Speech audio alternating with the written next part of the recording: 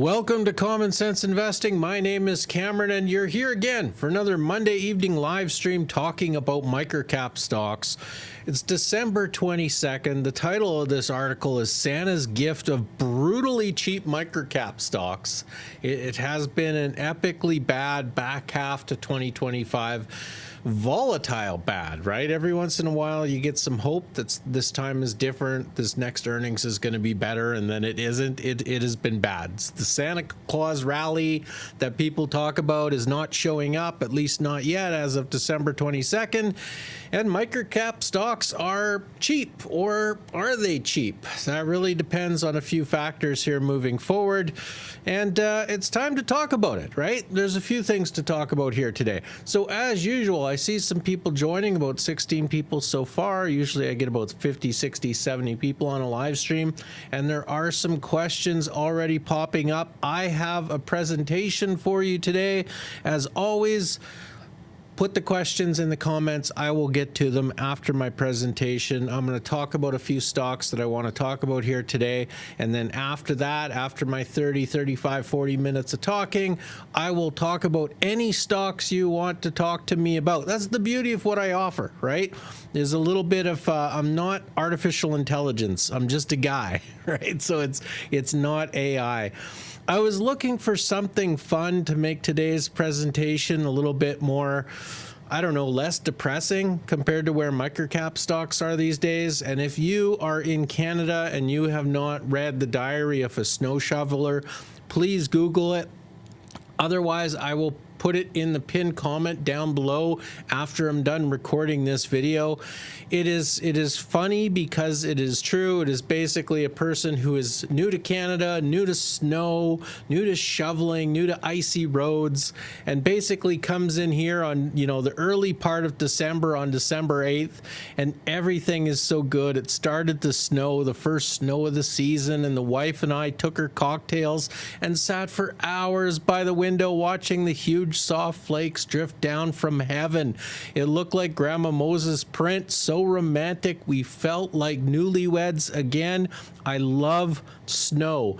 And then as it goes down through the days with more and more snow, you get to these days like December 20th here, electricity's back on, had another 14 inches of the damn stuff last night, more shoveling, took all day, goddamn snowplow came by twice, tried to find a neighbor kid to shovel, but they said they were too busy playing hockey. I think they're lying. Called the only hardware store around to see about buying a snowblower, and they're out.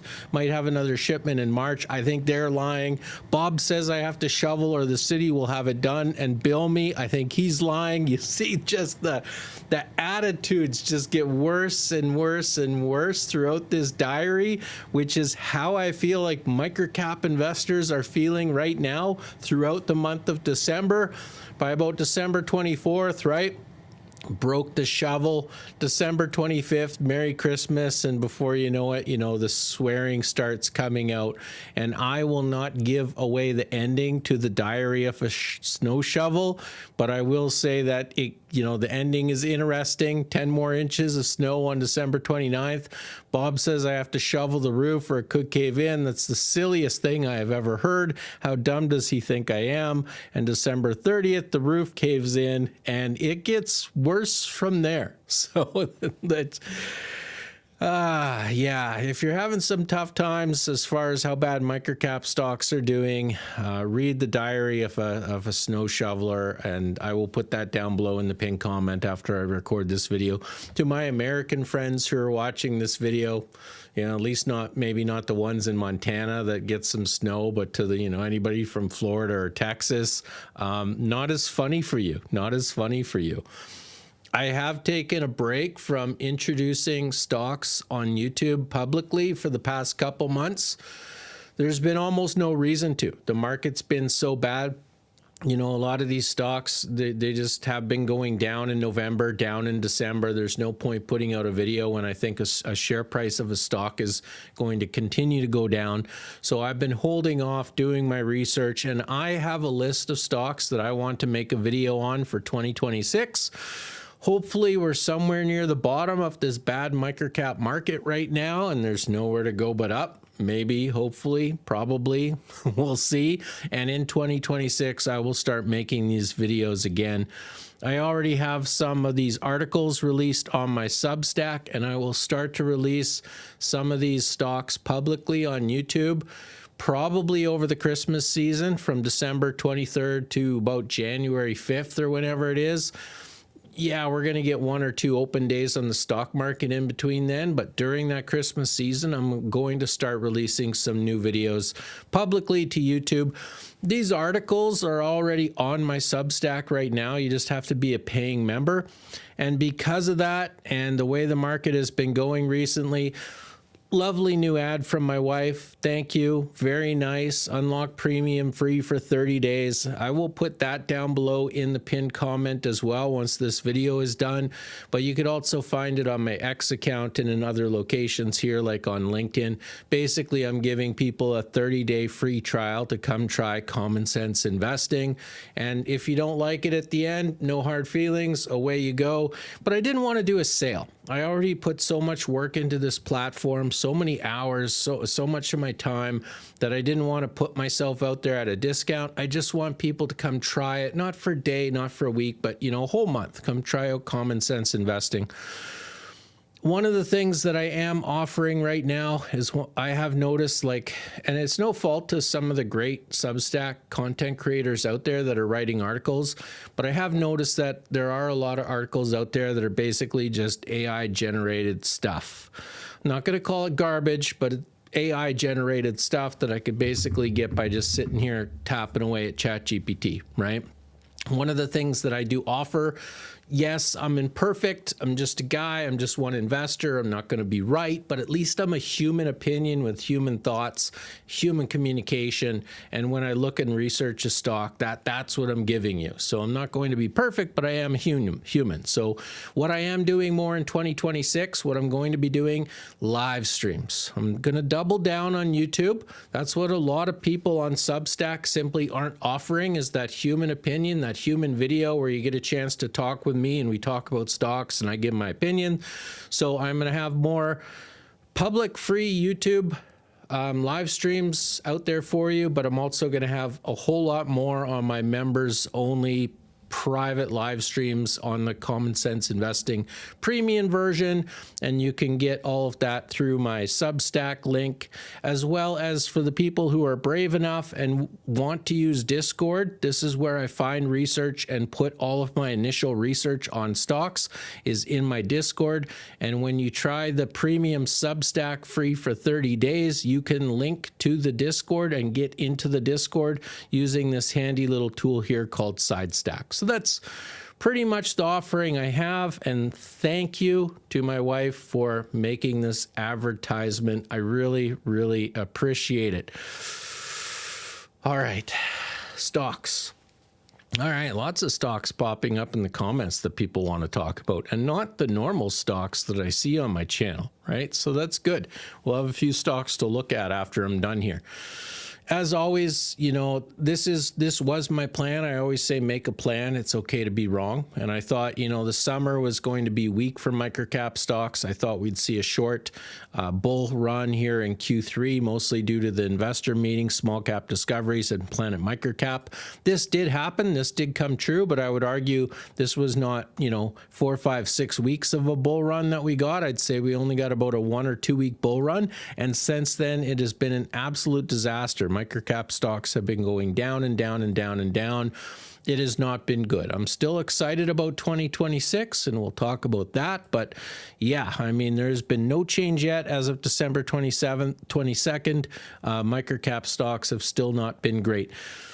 Here's the problem, and I mentioned this before on a previous video. It's not just valuations that are dropping. It's not just the microcap market that is going down, because a lot of the rest of the stock market is going up. S&P 500 is up 29%, right? TSX is up 29-30%. The major markets are up, up, up, up. So what's the problem here in microcap stocks? It has been weak earnings, and it's amazing how many times I think of it. You know, I'm thinking of something, how many weak earnings we've seen through 2025. There have been outliers with good earnings. Zoomed, their Q2 was an outlying good earnings, in my opinion. Share price went up significantly. We had an outlier in D-Box. D-Box has been the one outlier stock consistently that's had good earnings in 2025. But overall, I would argue that a lot of the microcap stocks that are down in 2025 have deserved to be down because I'm a financial fundamental investor who looks at, revenue and net income and EBITDA and tries to do valuation and, how good of a quality company is this and what are people paying for that quality and trying to figure out if the share price right now is, undervalued for the quality that the company provides. That's usually the type of investor I am. And unfortunately, in 2025, with a lot of these share prices being down, I almost think it's fair because we have had such weak earnings. And whenever I think about that, in comes Ryan Telford, right? Coming here with data, basically saying the same thing. Looking, investors wonder why large caps have outperformed small caps over the last decade or two. Especially though, I think it's this year. Ryan Telford produced a great research piece on Microcap Club yesterday, and here's one of the reasons charts discuss. So net profit margin of the S&P 500, which just continues to go up, up, up, up, probably through the addition of a lot of high margin AI companies, of course, but then you get the Russell 2000 and it's just been flat to down. Right?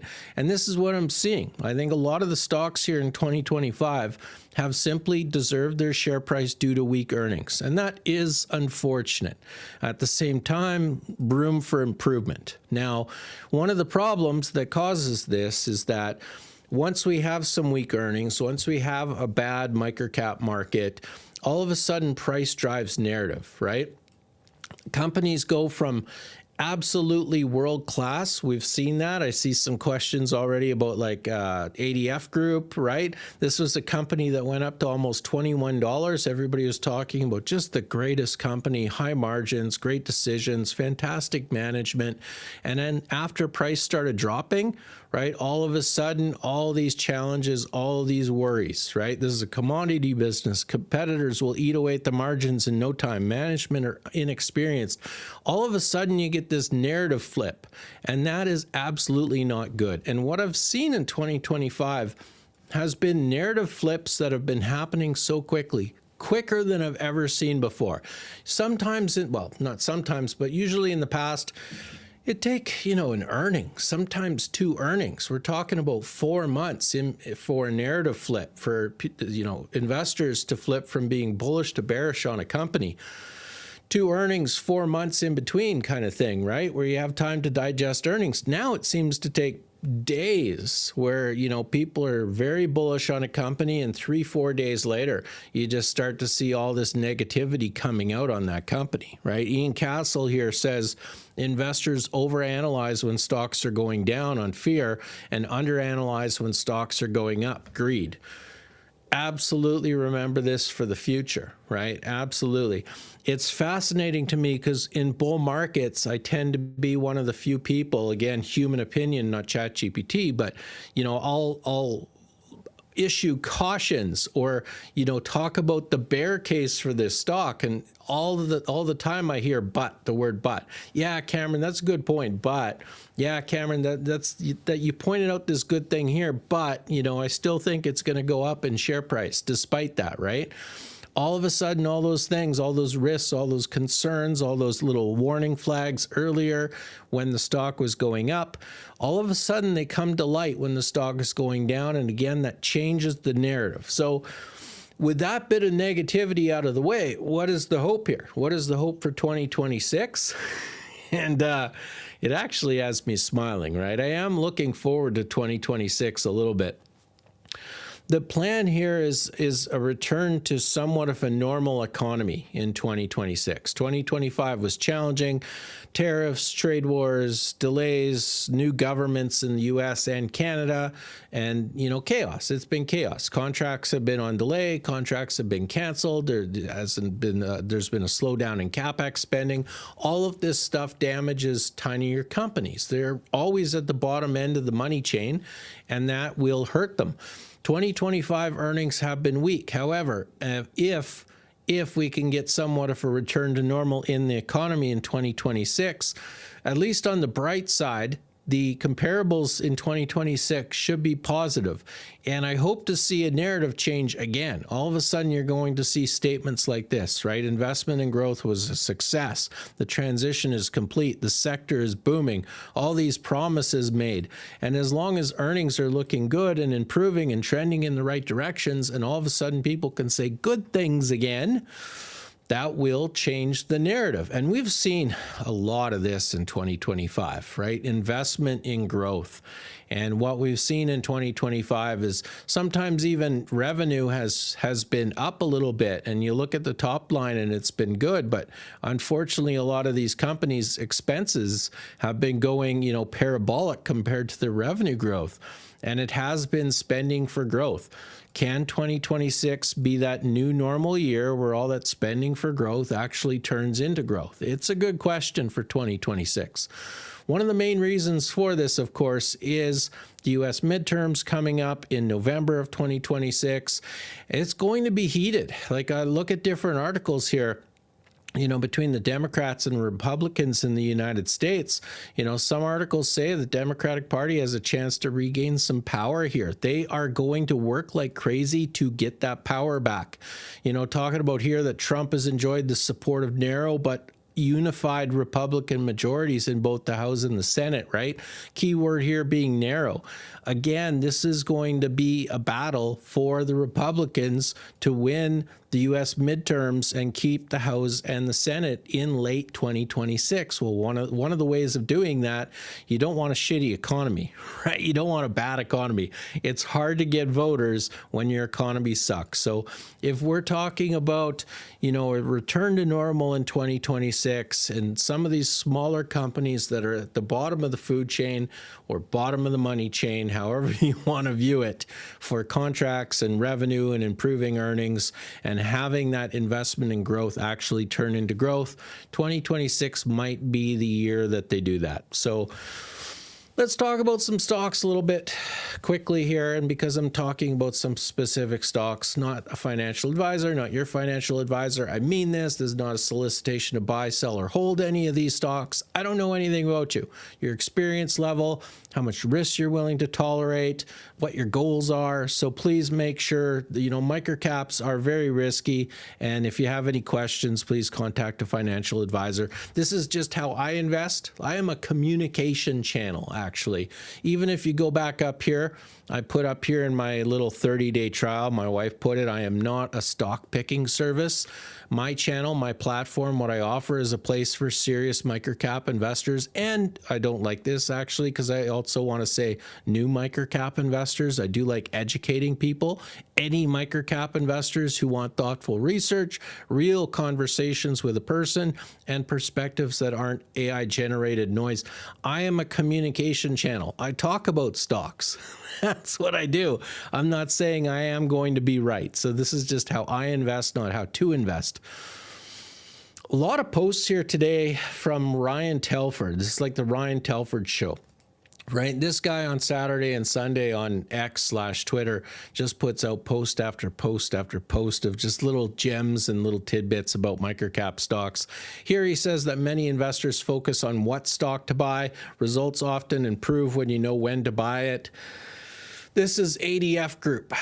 This is ADF Group. Was there a question up here for ADF Group, right? Hi, Cameron. I am Camilo from Spain. What do you think about ADF Group to keep it at least for 5 years? Thanks a lot for your help and knowledge. I mean, this is this is a painful stock.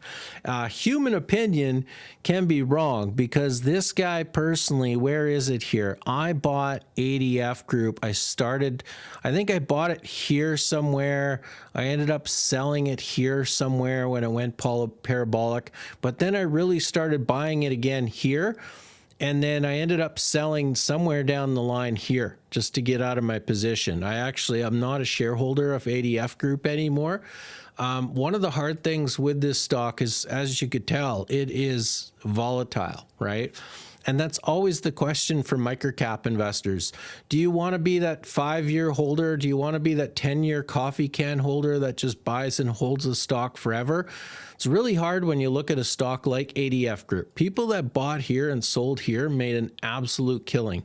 People that bought here and, potentially are still holding have lost a lot of money. So this company has seen a lot of volatility lately. The real question is it a good stock right now, or a good company, or a bad company?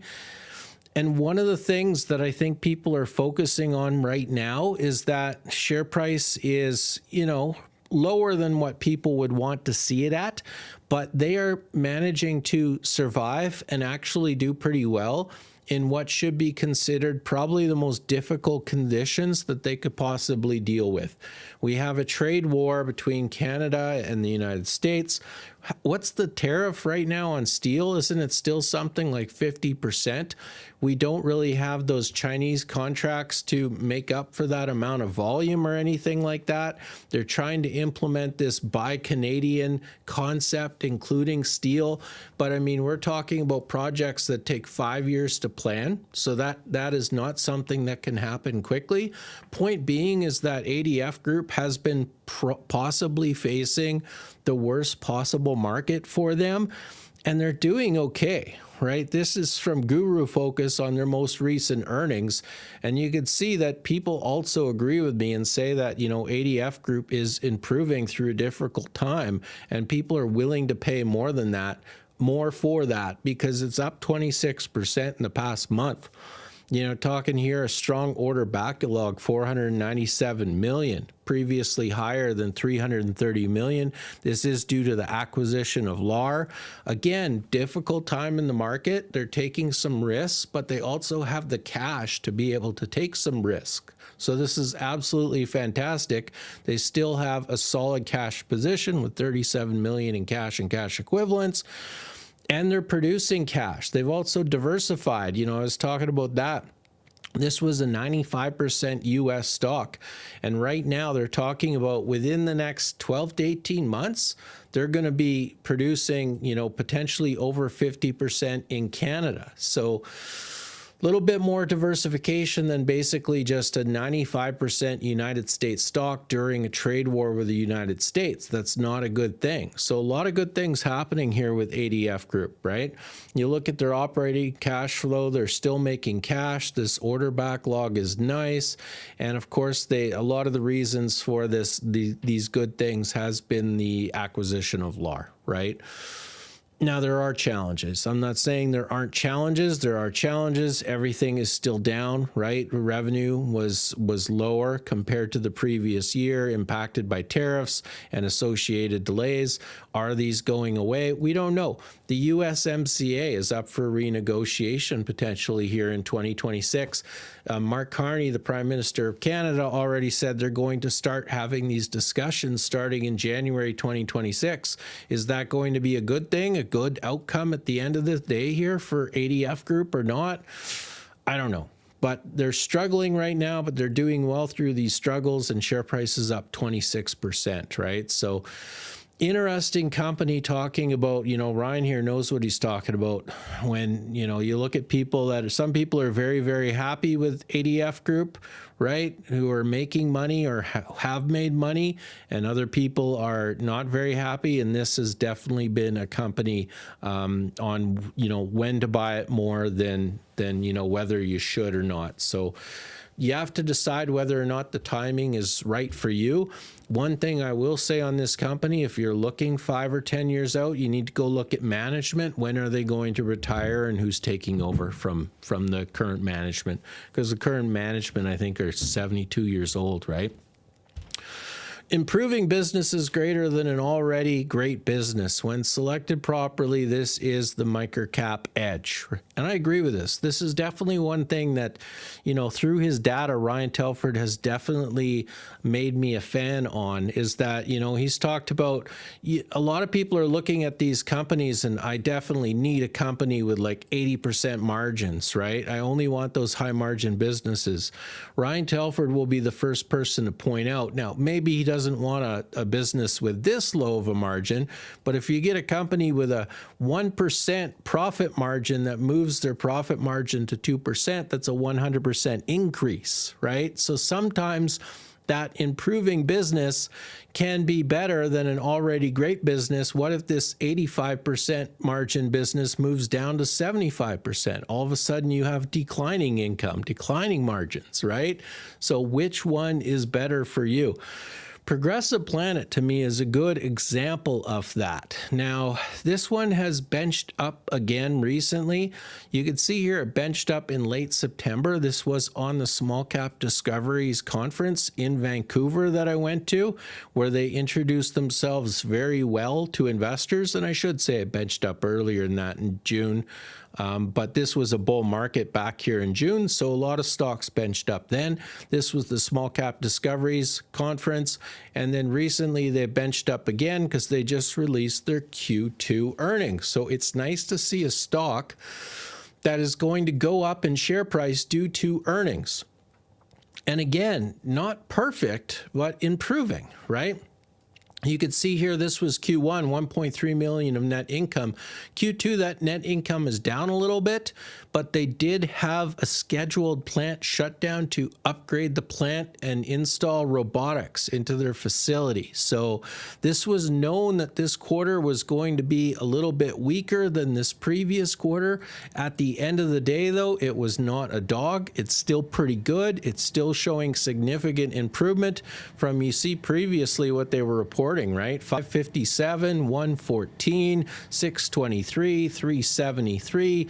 All of a sudden they've ramped up to where they had a quarter, 1.3 million of net income, and then in Q2 when they were partially shut down, they still produced 971,000. So you can see, obvious, not a perfect company, but like Ryan Telford says, this is an improving company. Right, but we still have to look at some of the negatives, right? There are still some bad, a lot of good things here with Progressive Planet, but it does look to me like even with the plant shut down, they didn't get any growth this quarter, at least quarter over quarter, right? The quality of earnings is a bit noisy. Their investments are doing well, but there's a lack of clarity as to why those investments are doing well. And again, like a lot of other companies looking forward to 2026, they have spent a lot of cash now on upgrades and the future, and that needs to now show up in earnings for 2026. So this is another company. It's done well in 2025. Absolutely. It's now benched up 3 times, assuming it can hold this bench. But the real question is, can it continue to do this in 2026? So good for Progressive Planet, right? Ryan now says it's not about owning a business through stocks. They will come and go. It's about owning your investment strategy and mindset. Now, this is interesting because this I completely agree with. One of the fun things for me, though, is that typically when I look at a company or a lot of the investing, when I look at social media, a lot of the investing strategies are 2 quarters of improvement, 2 quarters of profitable and growing, 2 quarters of impress me with your numbers. Well, here we are. This is CanPR Technology. It went up significantly here, right? Recently, it went up significantly again. I think it hit 45 cents Canadian. Absolute congratulations to this stock for hitting that recently, right? Now it's back down to 34.5 cents. But what's going on here? Why am I talking about this one? This is a company that offers immigration services in Canada, as you can see here, right? CanPR Technologies announces operational update, highlights Canadian skilled immigration moving into the country. You know, we have the launch of their new AI platform here, Trek, which helps people integrate into Canada through immigration. You know, the Canadian budget explained how strategic immigration reforms strengthen Canada's position. And even though immigration is slowing down in Canada a little bit now, I still don't think it's fully going away. So when you look at a company like this, though, they reported one quarter of significant improvement. This was their Q1 of 2026, which just came out a couple months ago. Revenue of $2 million, a 47% increase quarter over quarter. Gross profit of $1.4 million, 120% increase quarter over quarter.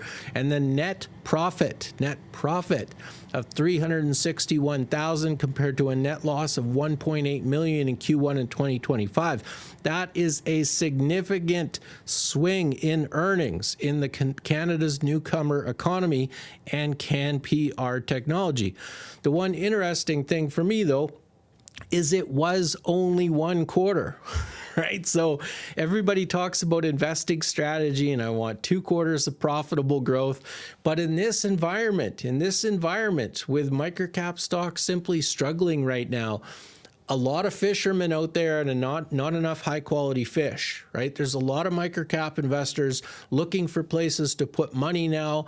They've trimmed or sold a lot of losers in 2026 for tax season, and they're looking for that next high quality fish, that next high quality opportunity. And here's CanPR with one quarter of profitable growth, and people are investing in it. Now, I will say this is interesting, because they reported their Q1 2026 October 30th of 2025. So a little bit different reporting period compared to a lot of other companies, right? November 30th, December 30th, January 30th.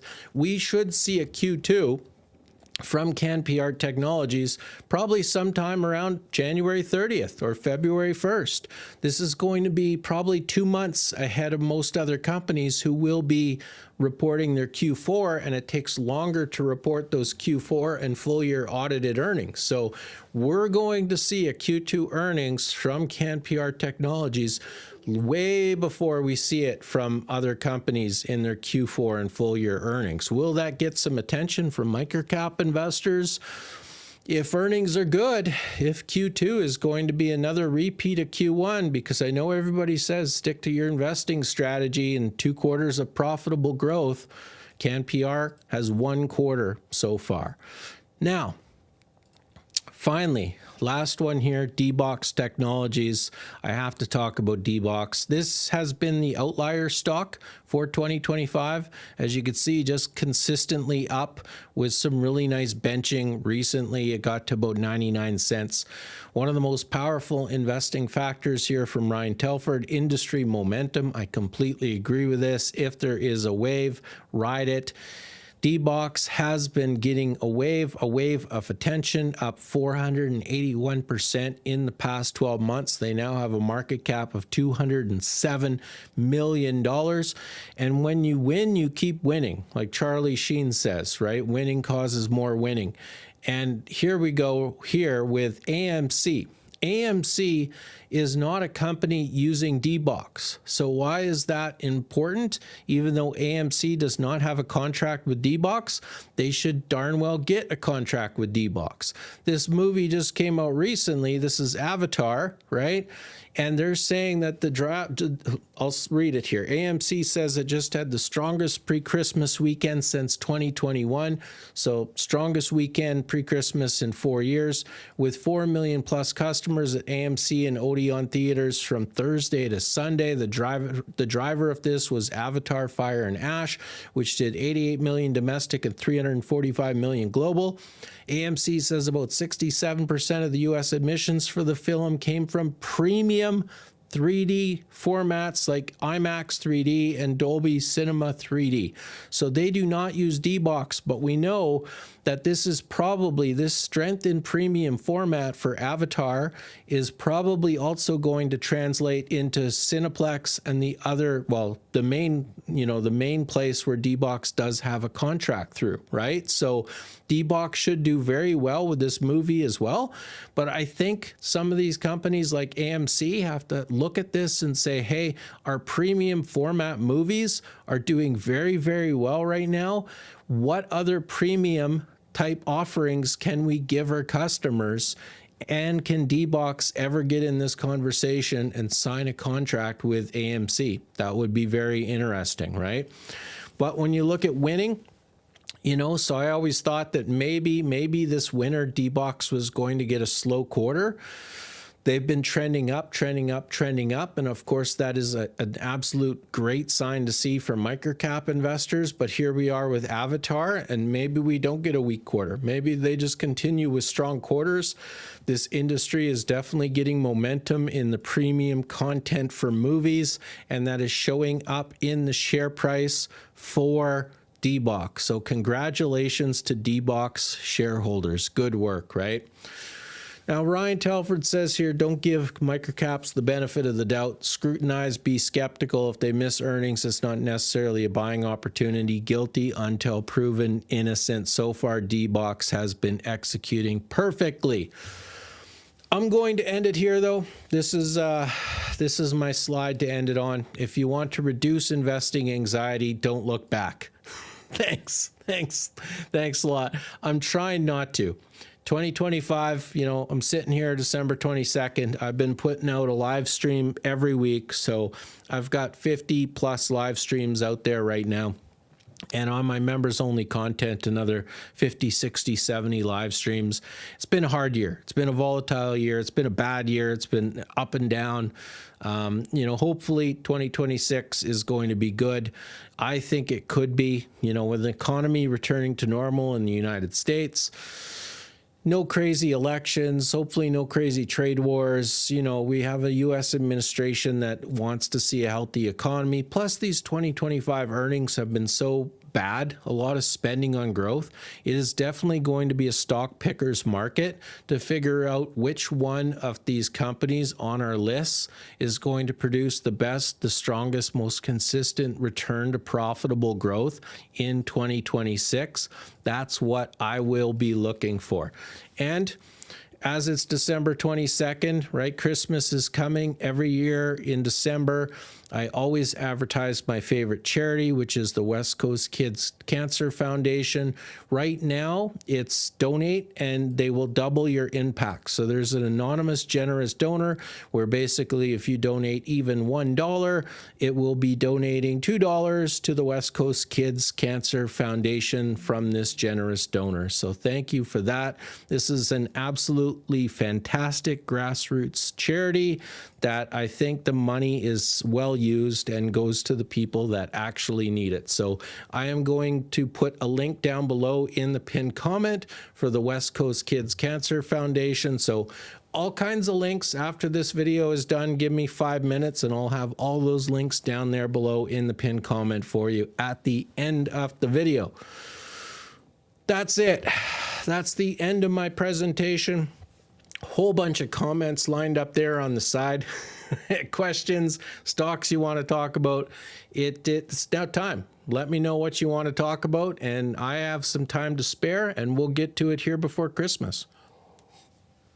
Hopefully, unless I don't know anything about the stock, and then I might not get to it. So ADF Group, I hope that answers the question there for you, bud. It's I'll never say like what I think, like as far as like, is it a good buy for 5 years? I have no idea. I have no idea.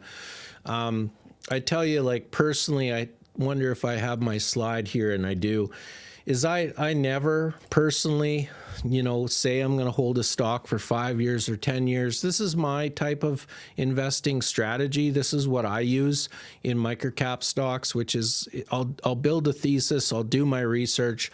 I'll buy a position on a stock. Sometimes it's a very, very small position. Sometimes very tiny, 0.5% of my portfolio or less, right? And then I do research over time. I evaluate those inputs, earnings, news, you know, other things that come in, shareholder meetings. And then as those inputs come in, I evaluate my thesis or reevaluate my thesis. And through that, over time, I build conviction in the stock and the company or not. And every time I evaluate the thesis, I decide, do I want to buy more? Do I want to just hold? I don't have hold on this slide, but that's an option. Do I want to trim or do I want to sell? And then I just rinse and repeat and do that over and over and over again. So I'm not necessarily your buy for 5 years type of guy. And I think you could kind of see why in some of these stocks, like with ADF Group. You know, people made absolutely massive gains here. They did if you bought at the right time and you sold at the right time. Lately, though, it's been very challenging, and ADF Group still has challenges they need to figure out, right? Have I looked at Baby again? Oh my gosh. No, I have not looked at Baby again. Do they still have a ticker here?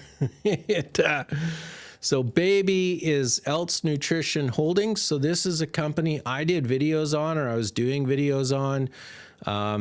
Geez, $10? I don't remember that. They must have done some reverse stock splits or something. I was doing videos on them at like $2 or something. No, it was about $1 to $2. They were bouncing in around that range, and then eventually I gave a warning. There were some warning signs that this company was simply not executing like how they should be executing. I stopped talking about them after my warning. I stopped making videos on them, and since then they went down to absolutely nothing. When a company loses conviction, when a company loses trust like that in investors, in their shareholders, they're never going to get them back. I'll never go back and look at this company again. I just won't. Even if they have the potential to double, and they could go to 20 cents right now, I spent 2 years evaluating their management, and they just never executed on their promises. So when you see a company that just says they're going to do something and then never does it, I don't think that's going to be changed in a year or 2 years. I don't think people can really change who they are that much, right? So for me, I will personally never go back to a company like this. They have just show me nothing. There is no evidence to me that this company has changed at all, right? Yeah, New Path Health. I love New Path. So every once in a while, I'll pull this ticker up. You should really pay attention when I make a video and it doesn't get any views. And I say this all the time, and I'll actually post it on social media sometimes. I'm on X, and I'll post it on X. I'll be like, look out, guys, this is another video that nobody's watching. I'll make these videos on these boring companies that just look like they're going nowhere. And I tell people all the time, I'm not making these videos for my health. Sometimes it takes me 8, 9, 10 hours to make a video because I have to research the company and the stock first. 4, 5, 6 hours of research. Then I have to script a video. Then I have to record a video. And then I have to edit a video. And then I have to publish a video. All this time. I'm not making videos because I think a stock is just a shitty company, right? I don't do that. So what we get, I'll go through all that work to make a video on a company, and then nobody will watch it. And that pisses me off because that time is spent. This is a video I made on New Path Health. I think they were 17 cents at the time when I made my video.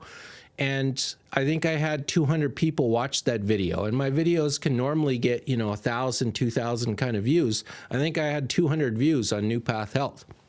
Now today, I have more views on that video because as that share price went up and up and up, all of a sudden people went to YouTube or Google and was Googling it and like, oh shit, here's this video on New Path Health from this common sense investing guy. Oh shit, the video is back when it was 17 cents. Why didn't I watch him back then, right? But this is a company that has been doing very, very well. My concern for New Path Health was always growth. They were at that barrier where I think their clinics, when I made my video back here, I think they were at around 92 or 93% clinic capacity, right? This is like a doctor office company. They do back pain. So this is a growing need.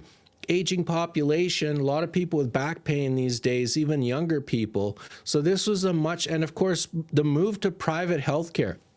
My mother just had surgery done recently at one of those private healthcare places in Canada. Fantastic. I can't say enough good things about it. So this movement away from like hospitals into these private healthcare settings is just absolutely the way to go.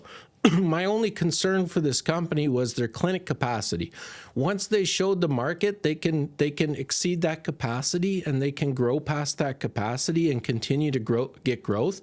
It has been absolutely very successful, and it's still not huge, right? $27 million market cap. So this has been a very good company. I still like it. I still like where they can go. And one of the main reasons for that is because this is a company where management is making promises to their shareholders and then actually executing on those promises.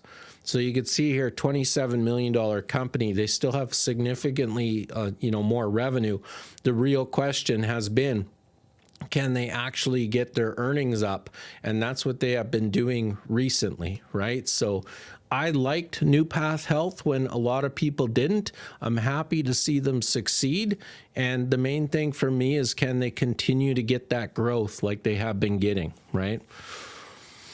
I mentioned QESS in your last week's show as one of my 6 stocks for 2026, and it has since had a nice 54% run up. Revenue starting and announcements starting to come out. Maybe you put it on your radar.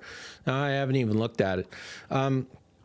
Pretty rare you get a company with 54% growth on a run.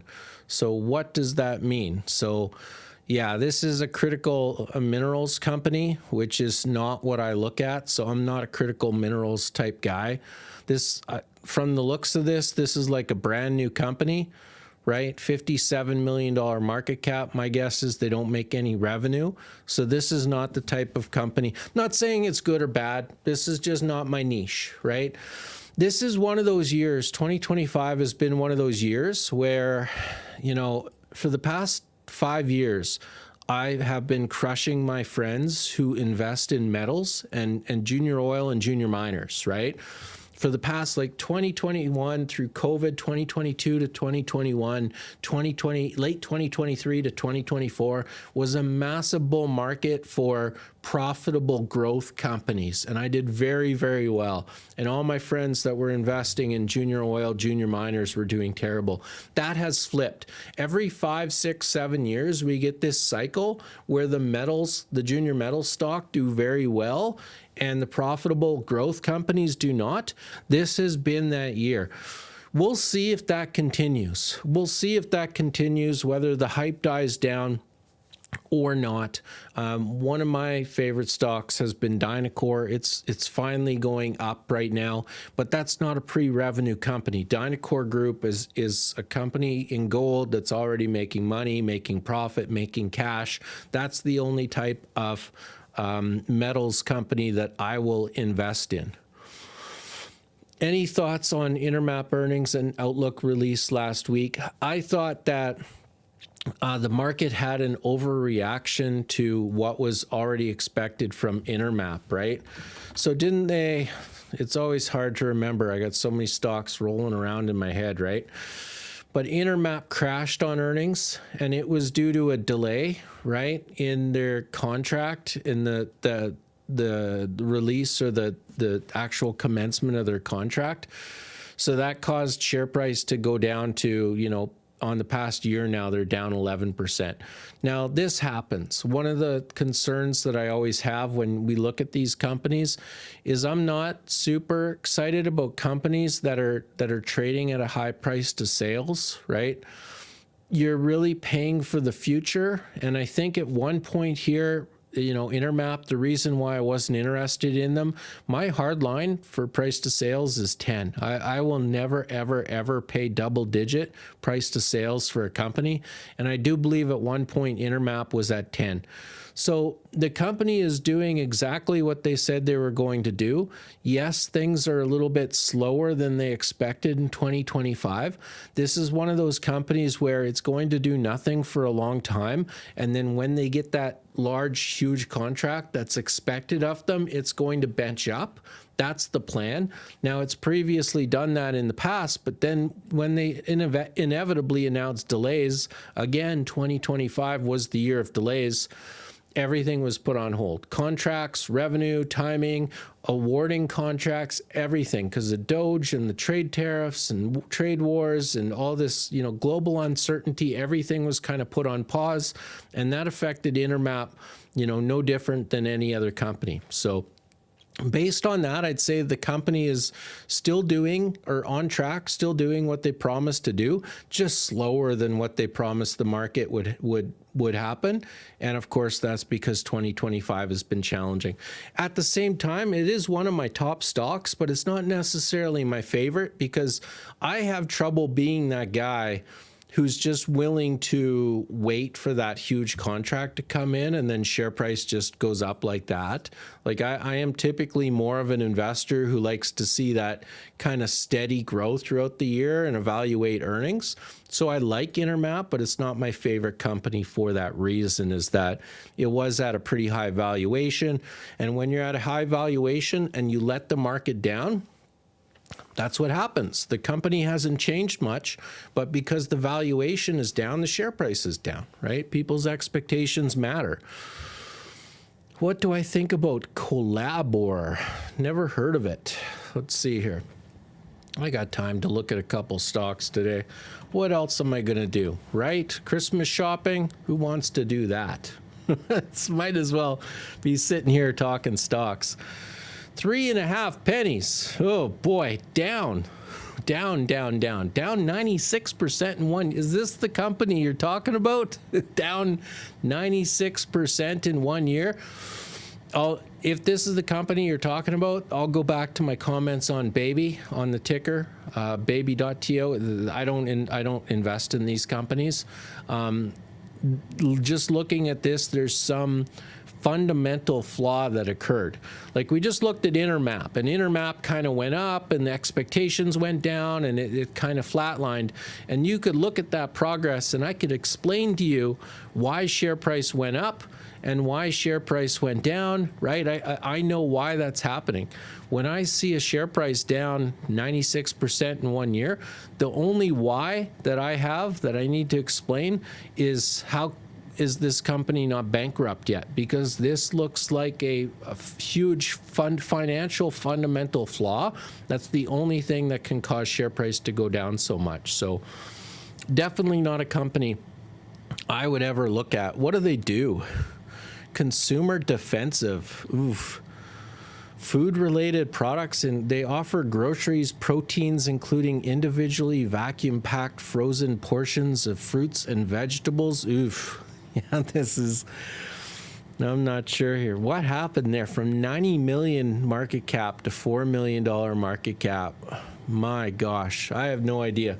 That's a fun one. So I don't know what to think about that other than no way in hell would I touch that. What do the different roles in your Discord mean? Well, you could ask me that more in the Discord, but when I started my channel, I don't know if people know what happened to me last year, but in 2024, I had a 6,000 subscriber YouTube channel and YouTube pulled the plug. I got banned from YouTube. And so I had to restart with nothing. So I opened up a Discord. I gave my early adopters a really cheap rate to get some people in there. So I have some early adopters who were the people that supported me when I had 0 followers. Then I have the regular join the team crowd, and that's the lowest tier that I have right now, and that gets you everything. That gets you all my articles, that gets you in the Discord, that gets you all my live streams, all the videos, everything. And then I have a friends of the channel feature, which is the highest paid feature, and that's for people that just want to give me a little bit extra money and say thank you for your work kind of thing, right? So I don't really offer too much in there other than, hey, thanks, Cameron, you saved me some time, you made me some money, whatever it is. And so I have a higher level feature in the Discord. So that's the different tiers is early adopters, my regular stuff where you get 100% of everything, and then the friends of the channel, which are people that want to support me a little bit more. Can PR getting pumped? Immigration is winding down. I don't think so. So if you look at CanPR, and there's going to be more interviews coming out on them, The argument in Canada is about temporary foreign workers. That seems to be the battle right now. And for immigrants that have their visas have expired and they're not leaving the country, like Canada does have a arguably broken immigration system. I don't know if that hurts an immigration company, though. You still have people coming in trying to get in legally through the proper channels into Canada. They're going to need more help than ever because there are a lot of skeptics on Canada's immigration system now. So if you have a company that is going to benefit on the legal immigration, which is never going away, right? Even if it slows down, it's still going to be high. If you can profit, that's the beauty of microcap stocks too. You don't need a billion dollar TAM when you're a $10 million company. You just need the next $10 million and the next $10 million, or maybe the first 100 million. And the way Canada's immigration setup is right now, I would argue that there's more than enough for a little $10, $20 million market cap company to make money off that. So I agree with you, but watch the interviews that on what type of immigration services they offer, because they're not there to help like the temporary foreign worker permits or anything like that. Neuraxis has good insurance news, but early days. Yeah, that was a winner today, is Neuraxis. I introduced that stock, I think, at $2.20, $2.40. It's at $4 now. That was another one, didn't get a lot of views. Neuraxis. That was presented to me from Sergio Heber from stock, what is it? Shit, my memory's gone right now. Seeking Alpha. Sergio Heber from Seeking Alpha introduced Neuraxis to me. I made a video on it. It's up from $2.20 to $4. Neuraxis's codes come in on January 1st. That's really going to help the company. Hey Cam, is the end game most likely IMAX acquiring D-Box? Kind of makes sense. Yeah, potentially somebody's going to acquire D-Box, but we'll see how that goes, because once that's maybe why they're not getting other contracts. Once they get other large contracts with other theaters, right, it gets harder to acquire them because there's more contracts to deal with right now. So, or if that happens. So I feel like if they're going to get acquired, they're going to get acquired soon, or they've got to target those contracts. And I hope they're not delaying these large contracts on the hope that they get acquired. I hope they're just moving forward like business as usual. But I mean, here's the thing. The fact that we're even talking about that shows you how many potential ways D-Box has to make people money. That's usually a good thing, right? Are they waiting for the large contracts, or are they waiting for an acquisition? Are they trying to do both? That's all potential winning channels. So yeah, eventually though, a buyout is definitely a good option for them, right? I recently purchased Matrix stocks, being Matrix, the cellular concrete business was it. One you had talked about a while back. Yep. Good news for you. I'll have a video coming out on Matrix very soon. I still like that company, right? And they should have a very improved 2026, or at least that is the expectation. Analysts are expecting Matrix in 2026 to produce $67 million of revenue and $10 million of EBITDA. So that would be a very good year for Matrix should that occur. What are your thoughts on counter-cyclical companies like TMG, AAP, and DIRT being boring and not liked with good reason, but I have to think at some point the cycle changes? So I don't think I have a slide for this right now. I'll go check as I talk, but I think one of the things that I generally talk about as an investor is you really have to decide whether you're an investor or a trader and what your time targets are, right? So just me, but personally, when I buy a stock, I put a time target on it. And the time target to me is more important than even a price target. People put on price targets. I think that's a little bit silly, because if you buy a stock at 50 cents and you say, oh, I'm going to sell it at $1, and you sell it at $1, what if it still has potential to go to $2? and you're selling it way too early. So I tend to put time targets on. So what that means is if I buy like a tiny high risk company, my time target might be next earnings, which could be 2 weeks away, 2 months away, 3 months away, right? I am going to hold this stock until next earnings. I'm going to evaluate their earnings, and then I'm going to decide if I want to buy more, sell, or do whatever I want to do, right? Other stocks, I might say, look, they're lumpy from quarter to quarter. I'm going to look at this as an annual. I'm only going to buy, sell, or hold on their annual earnings. That's it. So my time target is basically 12 months. Other stocks I have other time targets for. There's been times where I said, you know, I want to wait until their Q3 for this reason, and my time target could be 6 months. But all this talk about time target is because when you look at these counter-cyclical companies like TMG, AAP, and DIRT, it's tough because your time target, in my opinion, has to be 5 years, right? 10 years. You have to be willing to be patient. If you have to be willing to buy today. Like you look at a company like Atlas Engineered Products, they're in Canadian residential home construction. They're a prefab manufacturer of truss. That's very niche. They need the market to improve mostly in Ontario and BC, right? Specific locations. When is that going to happen? Like the numbers look better this year for next year's home building, but is that the start of a bull market in Canadian home building, or is it just a blip up and the next year we get another blip down? We can't say for sure, right? So for me, if I look at a stock like this, I think Ryan Telford said it's more important when you buy. I do like buying these companies when nobody else wants to, right?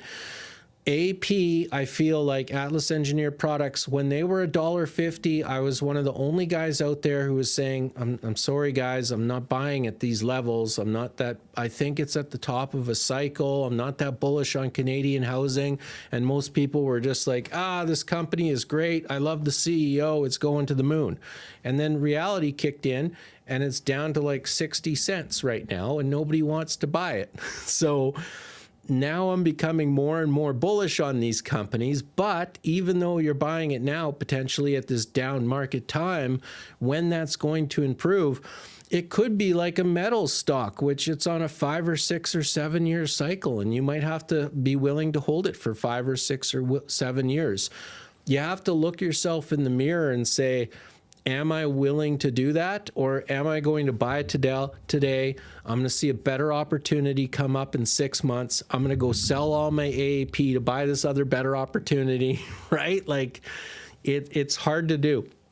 The other thing I would say is that buying for 5 years is great for people who have money. If you don't need money and you got money coming in all the time, it's easy to buy a stock and hold for 5 years. Usually not a problem as long as those returns come, right? But for smaller retail investors who don't necessarily have that money, that's when I typically recommend How to Make Money in Stocks by William J. O'Neill.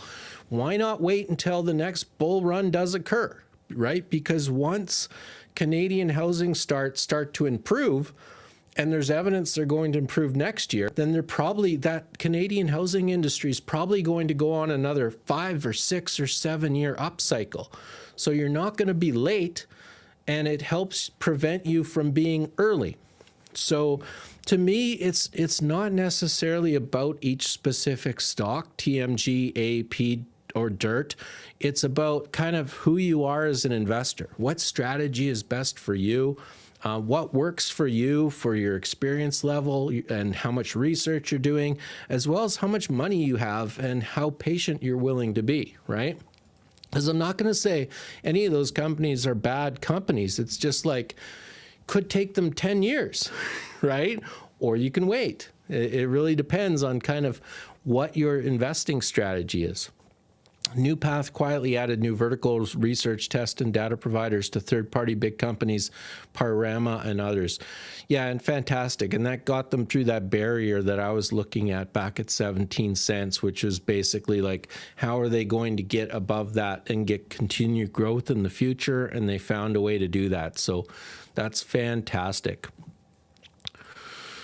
Let's see, what are your recent underperforming videos profiling good companies, searching for the next new path in URL? Well, URL is probably the last one, and that was thanks to you, Scott, right? Like, I actually haven't made videos for the past couple months because I wasn't getting views, stocks were going down. That's a poor environment for me to release videos into YouTube, right?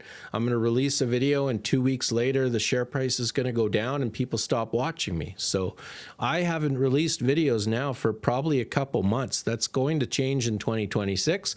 I'll let you know if any more boring companies come up. But the last one of the last videos I made was on Name Silo, the ticker URL, and it has done fantastically well, right?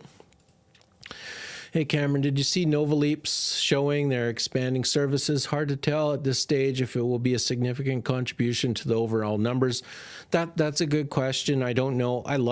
If you want another boring company, Novaleap Health is boring. The problem is sometimes you get boring and sometimes you get like literally a snail's pace company.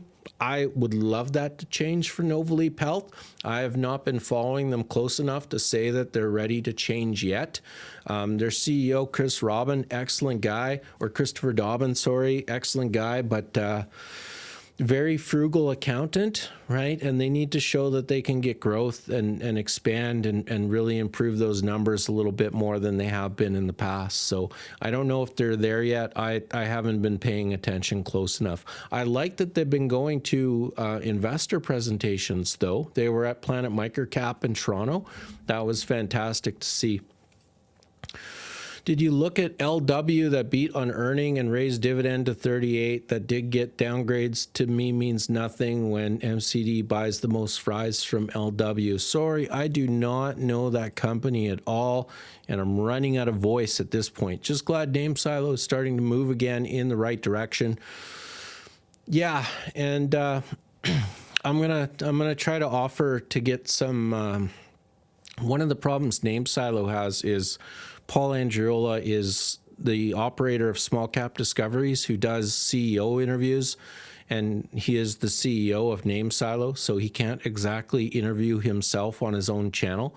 And so my goal in 2026 is, I should have done it earlier, but I should reach out to Paul Andriola and see if he wants to do occasional interviews on my channel, just to try to get a little bit more eyeballs on his company, because he's earned it, and Name Silo is doing a lot of great things even to this day, and they're moving in the right direction again. I don't know if they're very well understood. I think they could use a couple extra videos to help talk about some of the acquisitions they've made that have people very, very excited about this. LW is Lamb Weston, a primary supplier of frozen potato products to McDonald's. Provides similar products to a wide range of global restaurant chains, food service distributors, and retailers. Awesome. McCoy Global and Cypher having a good start to the week. Yeah, actually, for once in my life, I haven't looked at Cypher, but for once in my life, I actually turned a little bit bullish on Cypher, just because I do know that this is a good... What is their ticker? Why can I not find it? Cypher Pharma. This is a good company. I didn't like it because they were associated with that nail fungus thing, and people were going crazy on social media about nail fungus, and I didn't I didn't like that, right?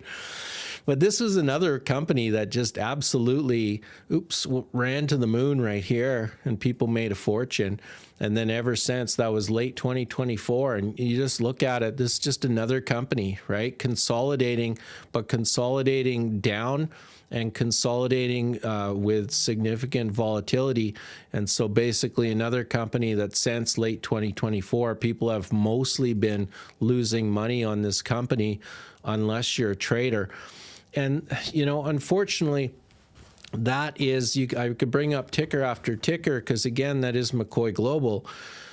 You know, unfortunately, that is simply the year that 2025 has been. This is another company consistently. Like, this is what you want to see from 2022, just consistently making people money right up to 2024, late 2024, right? This was a very nice price. Then it got a little stupid crazy. Now it's coming back to earth. But you see this same thing as Cypher, where basically late 2024 everything looked normal, doing very well, making people money. And then this year, look at this year. It's just craziness, right?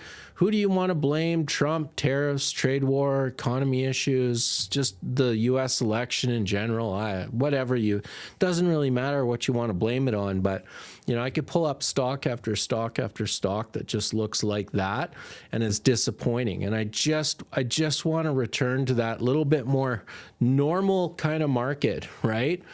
And get back to that for 2026, and I will be happy. Hello, Cameron. Love your work and our Discord channel. We'll appreciate your view on California Nanotechnologies and stock on my watch list, Total Telecom. So I don't have a view right now. Tell you what, for the next live stream, I will put that on my list to talk about California Nanotechnologies and Total Telecom. I did recently, that was another boring video I made about 4 months ago on Total Telecom. It's done very well since that video. I have not talked about California Nanotechnologies in a while. I haven't researched them in a while. That was another stock that I thought it was just too highly valued. Valuation was way too high. People got too excited too early. It's now crashed back in share price and has been consolidating for a while at these 30-cent levels, 34-cent Canadian levels. Can 2026 be the year that they break away from that? Potentially. We will see. We will see. So I'll do some research on those stocks and present for next quarter. Thoughts on AIDX. So I don't have any thoughts on that. So it's my understanding you're talking about Healwell. That's the ticker for Healwell, right? And that is the company that is owned by Well Health Technologies. So I have always been in the position that I would prefer owning the parent company of some of these tiny high-risk stocks. And wow, you could see why. I have not been watching this stock. This is another one. Look, went up significantly 2024, and then has just been losing people money ever since. That's terrible. So I like Well Health Technologies, and they are an owner of Healwell AI, but that means that I do not follow this company very closely. So I do not have an opinion other than liking Well Health Technologies and trusting their opinion on it, but doesn't look like it's doing very well. Thanks, Cameron. Have a Merry Christmas. Same to you. Thank you, Cam. Have a great holiday season. Be looking forward to your Matrix update. There we go.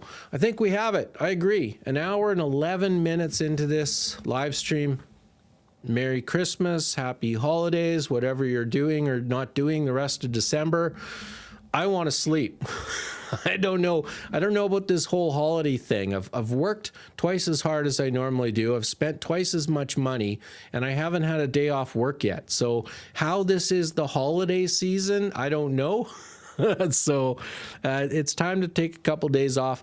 I will be back, though, for another public live stream on December 29th on the Monday. So I look forward to seeing you then. And good luck. I just want 2025 over. Let's get a return to normal in 2026, and let's see these microcap stocks return to some strong, profitable growth. That's all I will be looking for in 2026, is finding those companies that can return to that strong, profitable, more consistent growth in 2026. That's what I will be looking for. So can't wait, and I'll see you again soon.